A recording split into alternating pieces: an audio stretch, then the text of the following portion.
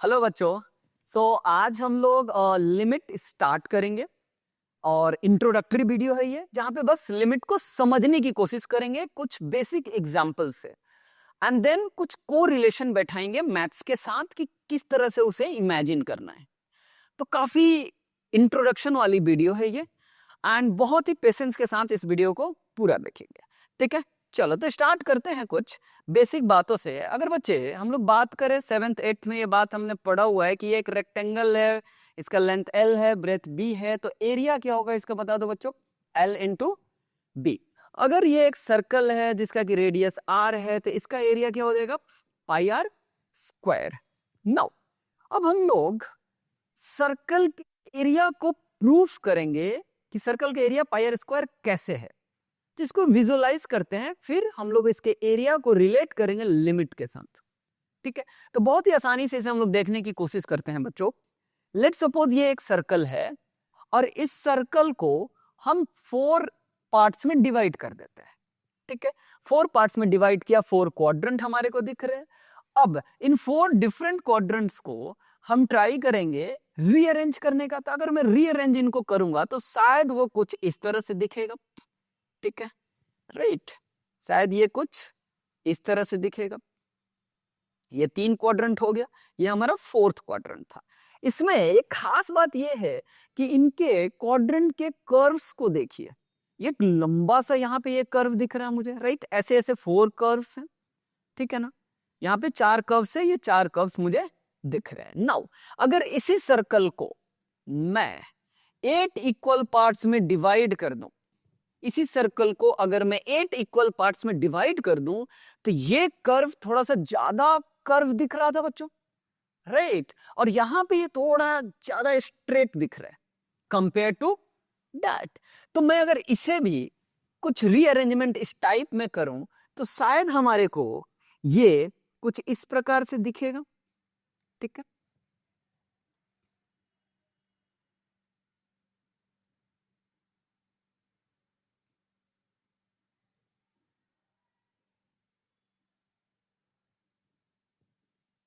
One two three four five six 7 8। यहां पे जो क्वाड्रेंट था, तो इसका जो सरकमफरेंस, जो सेक्टर हमने निकाला था, उस सेक्टर में यहाँ पे कर्व क्या था, ज्यादा था, और यहाँ पे थोड़ा कर्व क्या हो गया, फ्लैट हो गया। अगर मैं इसे 16 इक्वल पार्ट्स में डिवाइड कर दूं, तो ये जो सरकमफरेंस है, जो 16 इक्वल पार्ट्स ये डिवाइड होंगे, तो उसके कर्व्स जो होंगे वो थोड़ा और स्ट्रेट होगा। अगर मैं 32 पार्ट्स में डिवाइड कर दूं, तो थोड़ा और स्ट्रेट फिगर दिखेगा। अब आप जरा सा इमेजिन करो कि एक सर्कल है आपके पास, ठीक, और इस सर्कल को आपने इनफाइनाइट पार्ट्स में डिवाइड कर दिया। इनफाइनाइट मैंने तो बहुत बड़ा ले लिया बच्चे, ये काउंटेबल है। और देखो यहाँ पे जो मैं इक्वल पार्ट्स में डिवाइड करो, इनफाइनाइट पार्ट्स में डिवाइड करो, सभी बहुत स्ट्रेट दिख रहे हैं कि नहीं दिख रहे? काफी यहाँ पे क्या दिख रहा है बच्चों, बताओ, एक स्ट्रेट लाइन दिख रहा है कि नहीं दिख रहा है, राइट? तो इसे समझने की कोशिश करो कि अगर ये इनफाइनाइट पार्ट्स में मैंने अगर डिवाइड करा है, अब मैं उसे अगर रीअरेंज करूं तो ये कैसा दिखेगा। तो मैं एक बार कोशिश करता हूं आपको दिखाने का। तो अगर मैं डिवाइड करूं, इनके बीच की गैप बच्चे इससे भी कम होगा, बहुत ज्यादा दिखा रहा हूं मैं, कुछ इस तरह से होगा, राइट, और बेटर वे में बनाने की कोशिश करता हूं।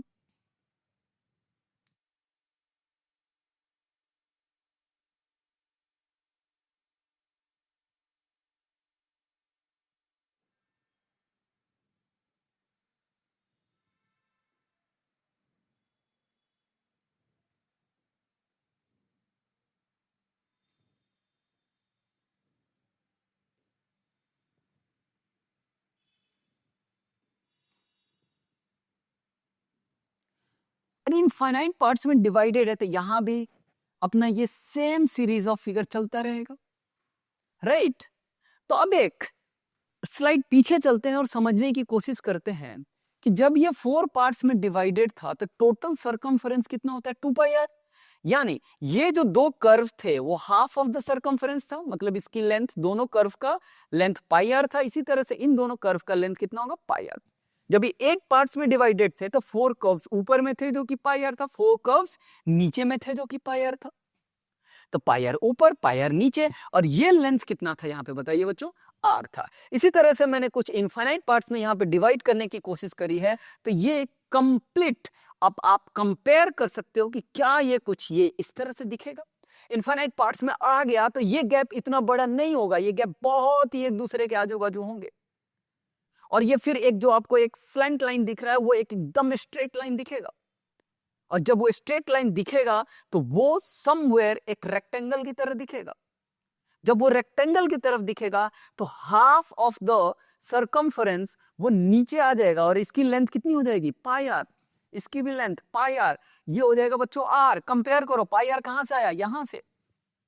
जब ये पाई आर हो गया, ये आर हो गया, तो अगर मैं इनकी एरिया की बात करूं तो एरिया कितना होता है, length into breadth, and the area is pi r square. एक सर्कल का एरिया निकालना अपने आप में डिफिकल्ट काम था, लेकिन जब हमने अपने इमेजिनेशन को इनफाइनाइट तक ले गए, हम लोग इमेजिन करें इनफाइनाइट, देन वो खुद ब खुद एक रेक्टेंगल में चेंज हो गया और इसका एरिया निकालना बहुत ही इजी हो गया। इनफाइनाइट सोचना डिफिकल्ट है, लेकिन जब आप सोच लेते हैं तो बहुत बड़े बड़े प्रॉब्लम का आंसर बहुत इजीली हमारे को मिल जाता है, और यही लिमिट हमारे को भरोसा दिलाता है कि डिफिकल्ट से डिफिकल्ट प्रॉब्लम को इजीली हम कैसे सॉल्व करें। बहुत सारी चीजें अनडिफाइंड होती है, जैसे कि 0/0, 0/0 हमने क्लास में बहुत बार बात करा है, अनडिफाइंड होता है ये, हम इसे डिफाइन नहीं कर सकते। सेम वे में इनफाइनाइट क्या होता है, अनडिफाइंड होता है। लेकिन लिमिट कुछ मैथमेटिकल कैलकुलेशन, मैथमेटिकल तिगड़म लगा करके ऐसे एक्सप्रेशंस को वो डिफाइन बनाता है, जिससे बहुत बड़े बड़े प्रॉब्लम को हम लोग अज्यूम कर पाते हैं, उसे समझ पाते हैं।